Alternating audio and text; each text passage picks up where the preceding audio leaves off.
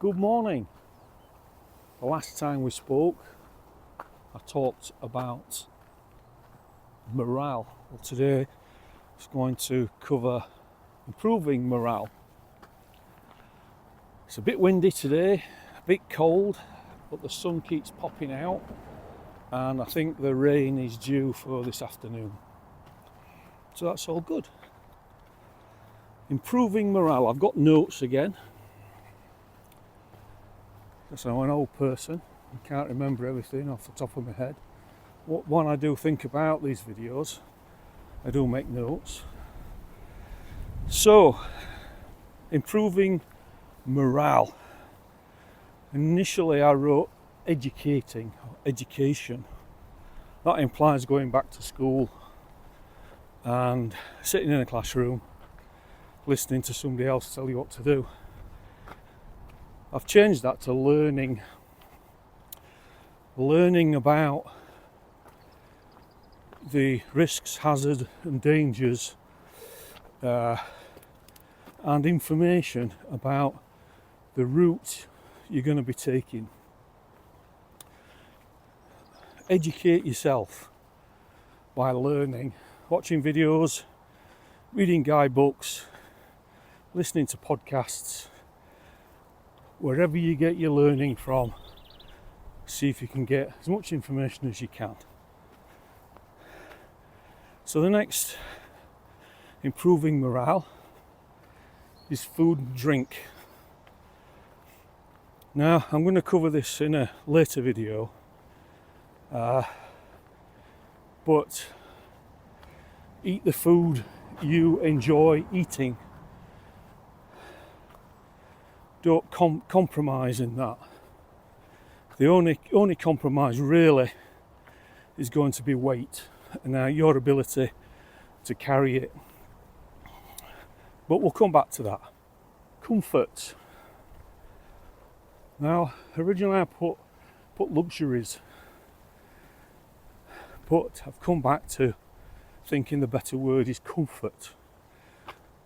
You need to make sure that you're comfortable, that you're not gone so lightweight that you're uncomfortable, whether when it's raining or it's cold, you don't have the appropriate clothing, or at night time you don't have the appropriate airbed or mattress or sleeping bag.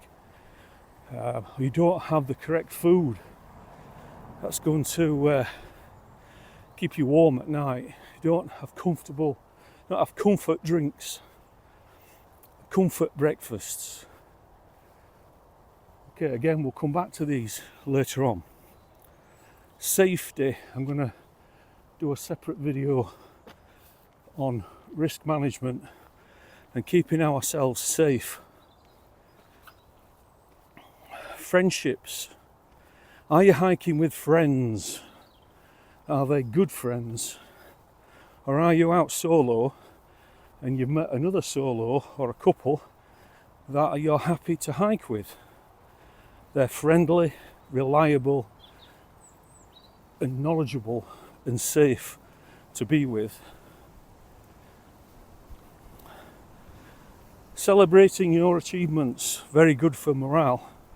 As I've said earlier, is that if you can celebrate climbing the X amount of hills you said you was going to climb, or maybe even one more, celebrate that.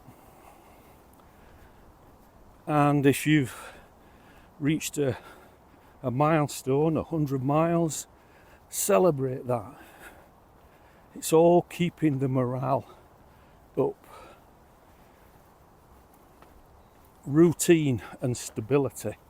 Find a routine. This is where your practice hikes come in.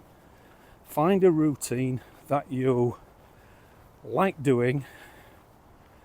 Getting up at a certain time in the morning, having breakfast, stopping for lunch at a specific time, hiking until it gets dark, pitching your tent somewhere where you're going to get a sunset or a sunrise, or you're going to get a swim in the lake, get a routine. If you've got a routine, then your elephant doesn't need to worry about that, and your rider can just carry on enjoying and making decisions that doesn't affect the elephant, because the elephant has got a routine. Distraction. I was just distracted by a dog walker earlier. I had to stop the video and say good morning. And if you're hiking long distances, there's a good chance you're going to need to be distracted. So you can listen to music, listen to podcasts. You can read or have an audio book read to you. Or you can do what I quite often do, is try and design and invent a new tent or a new rucksack, or improve the rucksack that I've got, which is nearly perfect but needs a few tweaks. So you're playing with these ideas. You can get distracted by the nonsense. I keep finding myself counting, and I'm not the only one that does that. I've spoken to a few other people that do it. So maybe you're walking uphill and you hear yourself counting to 100, and then you start again. You maybe have a little rest and then count to another 100. It can be a bit annoying when you hear yourself doing it. So maybe a little bit of music, a tempo that can get you up the hill. Great. Quite a few people download movies, favourite movies, onto their phone, and if you have enough battery life, watching a movie whilst you're at camp.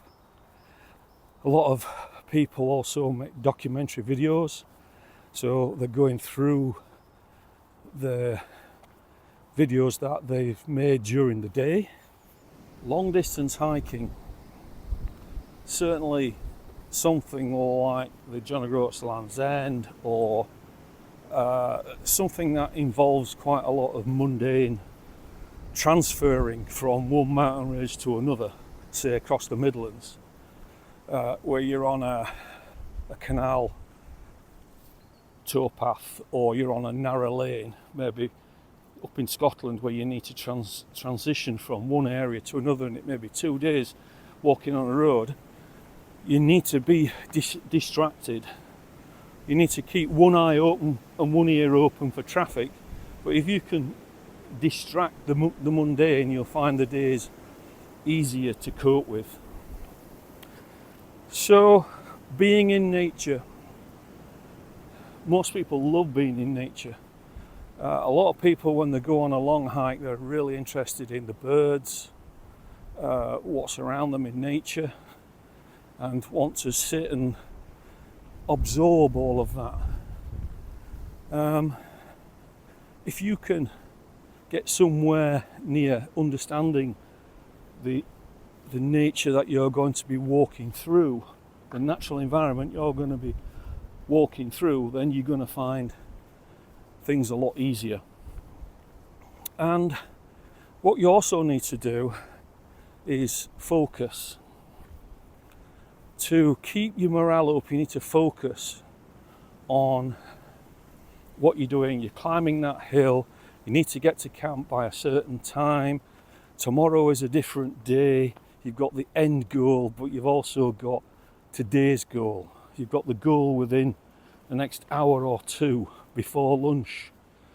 You've also got the goal by the end of the week. You need to get to the resupply point. So focus on those things.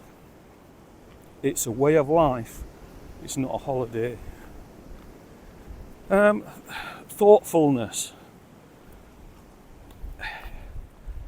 Try not to get too deep with your thoughtfulness. Spending too long thinking about things is not very good for the brain, unless your brain can cope with that. So thoughtfulness, think about your friendships, your relationships, your relationship with nature, your relationship with yourself. So the last one in the focus, thoughtfulness, is reflection. So you need to reflect on what you've done today. Could things have been better? Could things have been worse? Reflecting on your thoughts. Have you been able to cope with the nonsense during the day? Have you been able to cope with the hardships of being cold, wet and miserable? Have you been able to cope with the extreme heat, and what did you do to combat that?